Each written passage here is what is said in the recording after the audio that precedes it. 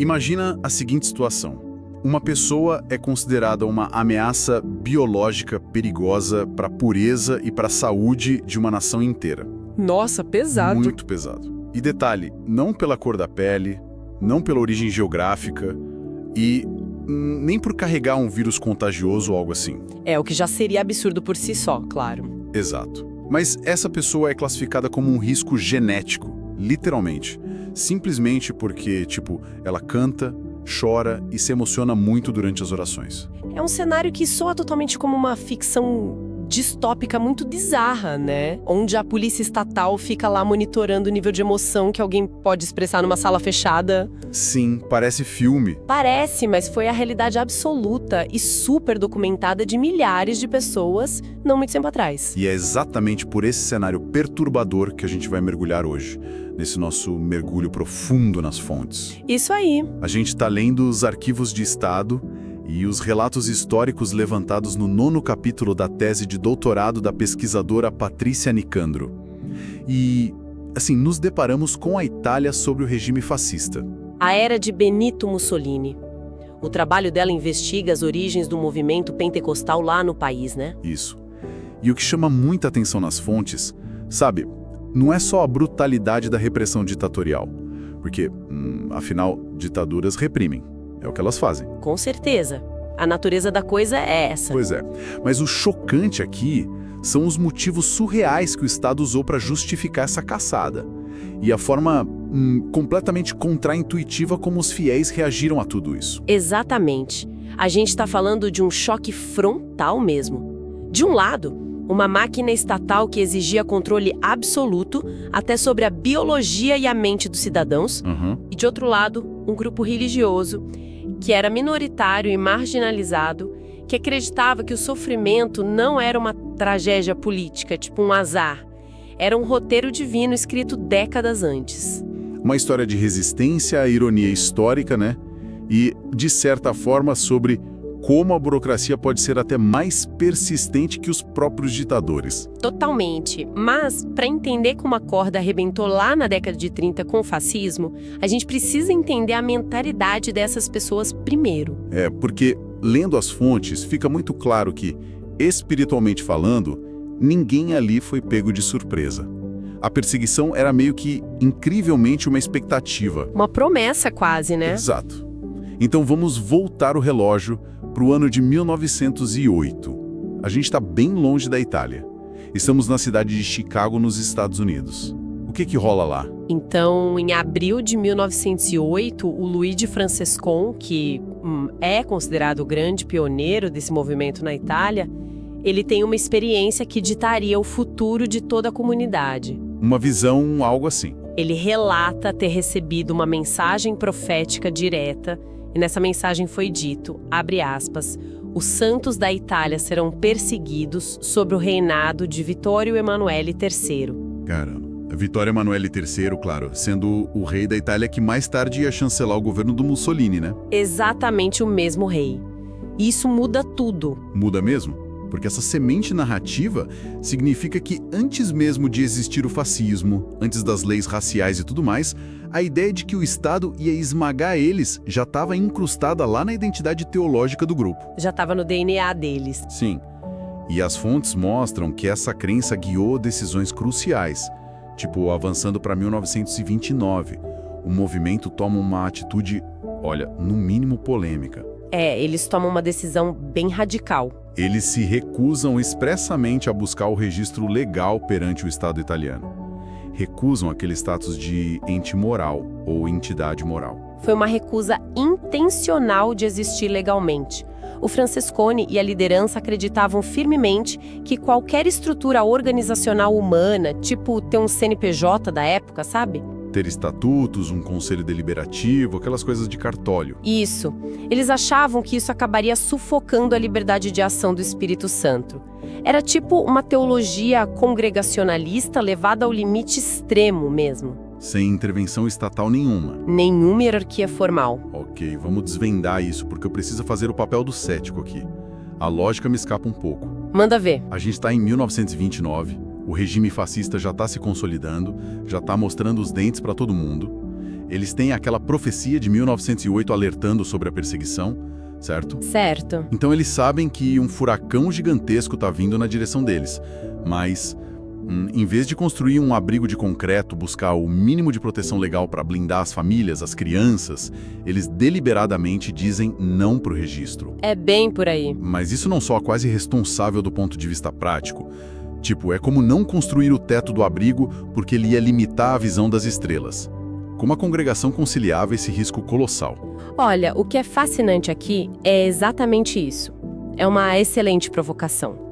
Sob uma lente puramente secular ou política, a gente olha e diz, meu Deus, é um suicídio institucional. Totalmente um tiro no pé. Mas, dentro da teologia deles, essa vulnerabilidade extrema era vista como uma virtude, não era um defeito de planejamento. Ah, interessante. Eles olhavam muito para a história da igreja cristã primitiva, lá no Império Romano. Os apóstolos originais, sabe, eles não precisaram de um alvará do imperador César para pregar. Nem de proteção jurídica de Roma para existir. Exato.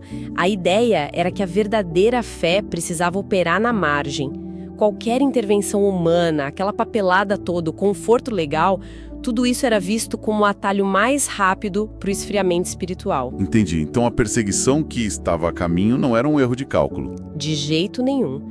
Era vista como um plano divino, uma fornalha purificadora projetada para testar quem realmente mantinha a fé.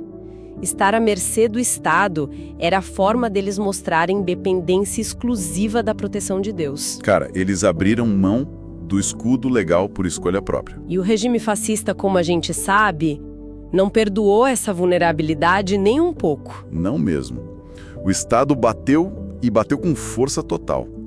E a base para esse ataque nos leva à infame e circular Buffarini-Guidi, que foi assinada em 9 de abril de 1935. O marco oficial da perseguição. Sim, foi um decreto que simplesmente baniu o culto pentecostal de todo o território italiano. Mas olha, aqui é que a coisa fica realmente interessante. O que me deixa perplexo não é a proibição em si. O fascismo proibia um monte de coisa. Sim, proibia tudo que fugia do roteiro. O que assusta é a justificativa oficial. A lei dizia com todas as letras que as práticas pentecostais eram contrárias à ordem social e nocivas à integridade física e psíquica da raça. Essa frase é muito forte, né? Nocivas à integridade física e psíquica da raça. Muito. E a chave para desvendar a mente do totalitarismo italiano. O arquiteto dessa repressão toda não foi um mero burocrata do interior.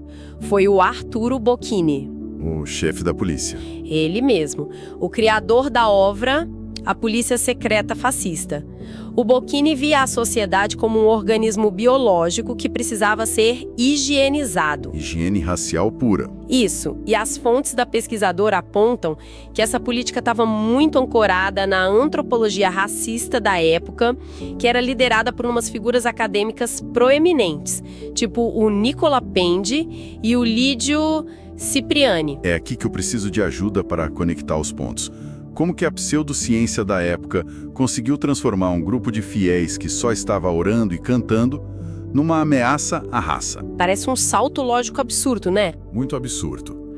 Eu entendo o racismo clássico, infelizmente baseado em etnia, cor de pele, aquela coisa nojenta. Mas esses eram cidadãos italianos, brancos, locais. Como o ato de chorar num culto altera a biologia de uma nação na cabeça do médico do governo? Se conectarmos isso ao panorama geral, a gente precisa olhar para o conceito do tal biótipo italiano que esse Nicola Pendo defendia. Biótipo italiano. Tá. Para a ideologia fascista, o corpo físico do cidadão, a saúde mental dele e a postura moral eram uma coisa só e pertenciam inteiramente ao Estado. O regime exigia uma raça romana-latina perfeita, entre aspas, claro. Aquele ideal do cidadão guerreiro, né? Isso, o cidadão ideal devia ser estoico, puramente racional, viril, super controlado e, óbvio, submisso à autoridade central. A emoção descontrolada era vista como uma falha genética, literalmente uma doença. E os cultos pentecostais eram conhecidos exatamente por serem ambientes de emoção transbordante, de choro, de alegria. Precisamente. Imagina um fiscal do estado de terno, super engessado, observando um culto pentecostal daquela época. Tinha choro compulsivo, gritos de alegria, pessoas falando em línguas desconhecidas, movimentação super espontânea. Pro fiscal, aquilo devia parecer um caos. Para a psiquiatria, que foi cooptada pelo fascismo, aquilo não era expressão religiosa. Era diagnosticado clinicamente como histeria coletiva. E o pior, na lógica higienista deles, o descontrole emocional contínuo causaria a degeneração física e psíquica do indivíduo. Nossa, então eles achavam que orar daquele jeito ia derreter o cérebro da pessoa? E como o indivíduo era visto só como uma célula do grande corpo do Estado, esse comportamento era literalmente tratado como um patógeno, um vírus que enfraquecia a força viril da nação inteira. Cara, é assustador. Eles pegaram a linguagem da medicina e da biologia e usaram como uma máscara, tipo para esconder uma intolerância religiosa e social gigantesca. Uma maquiagem científica para o preconceito. E a gente não pode esquecer que teve cumplicidade institucional nisso tudo também. Ah, o detalhe do Vaticano. Sim. As fontes mencionam uma nota da Secretaria de Estado do Vaticano de 1934. E olha, isso é antes mesmo da circular de proibição. Pois é. A nota sugeria ao governo italiano o envio de um médico psiquiatra para avaliar o que eles chamaram de paroxismo daquelas reuniões pentecostais.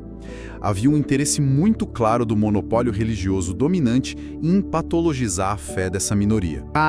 Se uniu a ciência distorcida e a pressão da religião majoritária para esmagar o que eles viam como uma anomalia. E esmagaram fisicamente, né? As igrejas foram fechadas com violência. Sim, bíblias, instrumentos musicais, todo o material foi confiscado pela polícia. O que nos leva para a fase de resistência, que as fontes descrevem como um retorno às catacumbas modernas. Porque com a prática da fé criminalizada, justificada por essas teorias malucas, eles não deixaram de cultuar. Eles só desapareceram da superfície. E a descrição de como isso acontecia na prática é muito fascinante. Demais. A gente está falando de reuniões totalmente clandestinas, em porões minúsculos, com janelas trancadas no auge do verão italiano, só para abafar o som. Imagina o calor insuportável. E também faziam cultos improvisados no meio de bosques abandonados ou nas margens de rios bem distantes, de madrugada. E para não atrair a polícia secreta, eles cantavam os hinos sussurrando. Sussurrando hinos. É uma imagem muito poética e triste ao mesmo tempo. A necessidade meio que forçou eles a recriar o ambiente lá da igreja primitiva das catacumbas de Roma. O que, convenhamos, já estava super alinhado com a teologia que eles defendiam, né? Sim, eles já acreditavam nisso. Mas a reação do Estado a essa clandestinidade toda foi apelar para uma ferramenta administrativa que era devastadora, o tal do confino. Confino de polícia. Que era o exílio interno. As fontes trazem os números muito específicos aqui. 576 pentecostais foram condenados ao confino, somando tipo 137 anos de penas distribuídas entre eles. Como que funcionava essa tática na prática? Olha, o objetivo do confino era o isolamento total da pessoa. O Estado identificava os líderes ou aqueles fiéis muito fervorosos, arrancava eles das suas cidades e famílias e mandava para vilarejos rurais minúsculos. Pro meio do nada. Muitas vezes em regiões áridas e paupérrimas lá do sul da Itália. A lógica estatal era bem simples. Sem a liderança e espalhados num lugar onde ninguém conhece eles, o movimento vai minguar e morrer de fome espiritual. Então, o que tudo isso significa? É aí que está a ironia mais espetacular da história. Sabe aquela velha metáfora de tentar apagar um incêndio pisoteando as chamas? Que espalha as brasas para todo lado. Exato. O Estado fascista pisou tão forte, mas tão forte no movimento, que as brasas voaram e incendiaram a floresta inteira. Totalmente. Ao banir esses líderes super zelosos sem um tostão no bolso lá para umas aldeias super isoladas, o governo do Mussolini, sem querer, acabou virando o maior financiador de viagens missionárias da Itália. Foi um tiro que saiu totalmente pela culatra, porque, esses exilados não ficaram em silêncio de jeito nenhum. Claro que não. Quando eles chegavam nessas vilas remotas, muitos moradores locais nunca tinham visto uma Bíblia na vida. muito menos ouvido falar desse movimento. Aí os exilados começaram a evangelizar todo mundo, e não só os vizinhos. Quem mais? Os relatos mostram que eles tentavam converter até mesmo os guardas que eram responsáveis por vigiar eles, e os magistrados locais também. As prisões e os rincões de exílio, sabe, viraram os novos púlpitos improvisados. Estão nos números. Segundo a pesquisa, mesmo debaixo dessa máquina de repressão super pesada, o movimento continuou crescendo de forma invisível. E como cresceu? Eles chegaram a ter cerca de 160 grupos espalhados pela Itália até 1935, com uma presença absurdamente forte na Sicília. A tentativa de silenciar deu a eles os canais perfeitos para se espalharem. É muito louco pensar nisso. Mas a gente precisa ter muito cuidado aqui para não romantizar demais essa expansão. Com certeza. Porque a ideia de fiéis cantando sussurrado em porões e convertendo guardas soa muito como um roteiro épico de cinema, sabe? Mas a realidade da época, o custo humano, foi grotesco e doloroso demais. É fundamental lembrar disso. Essa perseguição ceifou vidas reais, especialmente quando a Itália foi engolida pela Segunda Guerra Mundial e mais tarde com a ocupação nazista. A dor documentada é muito profunda. Temos vítimas fatais mesmo. Sim, a gente tem o registro trágico do Fidardo de Simone. Ele foi brutalmente executado no famoso massacre das Fossas Ardeatinas, em Roma, em 1944. Ele foi o único evangélico entre os mais de 300 reféns que foram trucidados pelas tropas nazistas. E os horrores continuam, infelizmente. Tem casos como o do Antônio Brunetti. Ele era um pioneiro da fé que encontrou seu fim lá no campo de concentração de Mauthausen. Terrível. E a violência não era só física, né? Não. A intolerância assumiu formas de tortura psicológica muito cruéis. Como a história do Donato Lipolis, que, depois de umas campanhas horríveis de difamação pública, teve a saúde mental destruída. Ele morreu aos 40 anos, preso no hospital psiquiátrico. O Estado usou tudo o que tinha: asilos, prisões, execuções, só para punir quem era diferente. É muito triste. E toda essa violência letal, a gente percebe nas fontes, se apoiava numa paranoia crônica do regime. O fascismo, ali no meio da guerra, enxergava espião e traidor da pátria em qualquer sombra. Uma histeria governamental. Total. E isso nos leva a um dos episódios mais bizarros levantados na tese.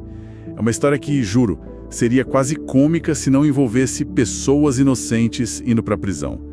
É o caso do Umberto Gorietti, em 1943. Esse caso do Gorietti captura perfeitamente a cegueira de uma inteligência estatal focada só na repressão, né? Sim, o Gorietti estava lá liderando um culto clandestino numa casa e a polícia secreta, demonstrando uma dedicação assim impecável em perseguir cidadãos inofensivos, infiltrou uns informantes na sala. No meio da reza. Isso.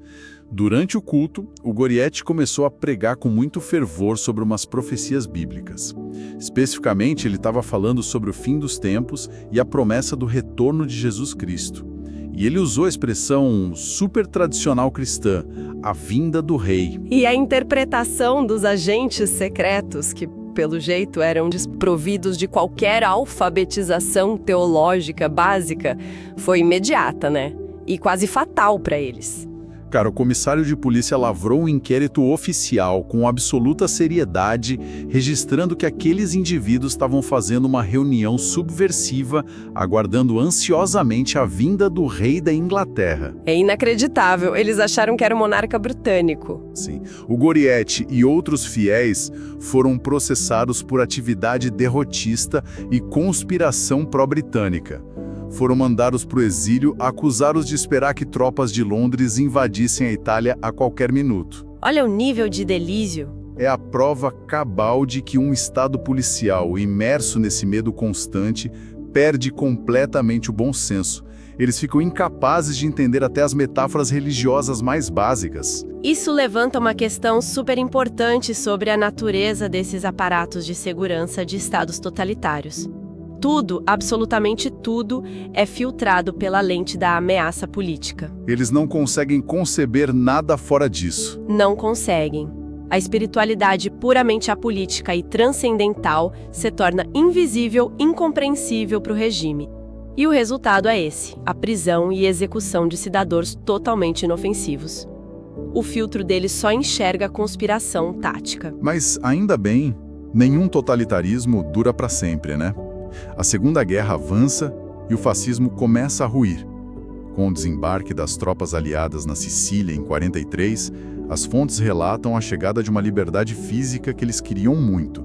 Sim, a atmosfera muda completamente. Nas áreas liberadas, a liberdade de culto é logo proclamada, e o contraste narrativo na tese é imediato. Aquelas congregações que precisavam sussurrar cânticos em cavernas úmidas começam a se reunir abertamente. E tem um detalhe super interessante. As autoridades militares americanas chegaram a liberar o acesso a grandes espaços locais, tipo o Cinema Balilha, lá em Agrigento, para os cultos. E rolou uma coincidência histórica forte, porque tinha muito soldado americano pentecostal nas tropas. Ah, então eles se misturaram? Sim, isso gerou uma fraternidade imediata e acabou com aquele isolamento sufocante das comunidades do sul da Itália. Lindo, parece o fim perfeito, né? O momento em que sobem os letreiros do filme, o ditador cai, a liberdade volta e eles vivem em paz. Só que não. Só que a história real tem uma propensão muito frustrante para a burocracia. Ao ler os relatos sobre o pós-guerra na Itália, já democrática, a gente toma um susto. Dá de cara com algo absolutamente revoltante. A circular. Sim, a infame circular Buffarini-Guidi, aquela mesmíssima de 1935, que proibiu os cultos com base naquela pseudociência racista de higiene, não foi revogada com a queda do Mussolini. Ela continuou em vigor. De fato, ela sobreviveu à própria Guerra Mundial. Nos anos que se seguiram, já numa Itália republicana, sobre uma nova Constituição democrática, a polícia local continuava fechando igrejas e prendendo pentecostais sob a justificativa dessa mesma lei fascista. Ser uma democracia moderna conseguia justificar o uso de uma lei escancaradamente racista contra seus próprios cidadãos. Pois é, esse fenômeno serve como uma lição muito amarga sobre a inércia burocrática. Burocracias estatais monumentais são tipo navios transatlânticos gigantes, sabe? Que não param de uma vez. Exato. Mesmo que você tire o capitão ditador lá da ponte de comando, mesmo que você desligue as turbinas, a inércia faz o navio continuar deslizando na mesma direção por quilômetros. Os juízes, os delegados, os prefeitos eram, em grande parte, os mesmos funcionários da era fascista. O hábito da repressão continuou vivo nos corredores das repartições públicas. A caneta era a mesma. E sem contar a influência contínua das instituições religiosas tradicionais que continuaram com muito poder. A igreja dominante manteve uma pressão avassaladora sobre o novo governo para impedir o crescimento desses grupos minoritários superproselitistas. Então a lei fascista era uma ferramenta muito útil. Muito conveniente. Já estava pronta na gaveta, né? Eles só usaram para continuar asfixiando os pentecostais na nova era. É exatamente essa hostilidade burocrática que obriga a liderança do movimento a tomar uma decisão amarga. Porque, cara, pensa bem, eles sobrevivem à polícia secreta, aos nazistas, aos campos de concentração, mas esbarram no carimbo do funcionário público. A banalidade do mal burocrático. Para conseguir alugar imóveis, abrir as portas sem que a polícia expulsasse todo mundo no dia seguinte, eles precisavam provar para o Estado italiano que era uma instituição de respeito, entre aspas. E o caminho que Umberto Gurietti encontrou foi buscar ajuda externa. Foi uma jogada de sobrevivência diplomática pura. A liderança italiana foi lá e fechou uma afiliação com as Assemblies of God, que são as Assembleias de Deus lá dos Estados Unidos. Ganhando peso dos americanos. Exato. Num cenário de pós-guerra, Guerra Fria começando, os Estados Unidos eram o grande aliado e fiador da reconstrução econômica da Itália. Ter o respaldo de uma denominação americana enorme criava um escudo internacional. O governo em Roma jamais ia arriscar um incidente diplomático fechando uma igreja ligada aos americanos. E funcionou, né? Eles ganharam a tão sonhada respeitabilidade. Mas essa vitória diplomática exigiu um pedágio pesadíssimo a longo prazo. Ao paradoxo. Sim. Lembra de 29, lá no comecinho da nossa conversa? quando eles se recusaram a obter o registro jurídico porque achavam que a burocracia humana ia sufocar o Espírito Santo? Sim, que eles não queriam nem CNPJ. Pois bem, o Estado italiano venceu pelo cansaço. Depois de uma década de batalhas judiciais no Conselho de Estado, eles finalmente conseguem o tal do status de ente moral em 1959. E com esse reconhecimento legal, vieram de brinde todos aqueles compromissos seculares que os pioneiros do Francescon tanto temiam lá atrás. Exato. Para ter direitos na República Italiana, a Igreja precisou escrever estatutos complexos, Registrar propriedades. estabelecer uma hierarquia claríssima, com presidentes, comitês, e criar uns regimentos internos super rígidos. Eles deixaram de ser aquele grupo orgânico, quase clandestino, que se espalhava pelas vilas rurais, Para se tornarem uma instituição burocratizada, com escritórios, atas, regras pautadas pela lei do Estado. Eles trocaram toda aquela incerteza vulnerável das catacumbas pela estabilidade dos carimbos. Que jornada complexa que quem acompanha a gente hoje está ouvindo. Repassando tudo, fica muito claro como as ditaduras falham feio ao tentar controlar o incontrolável. As ideias patéticas de higiene racial e toda a máquina da polícia secreta não destruíram o movimento italiano.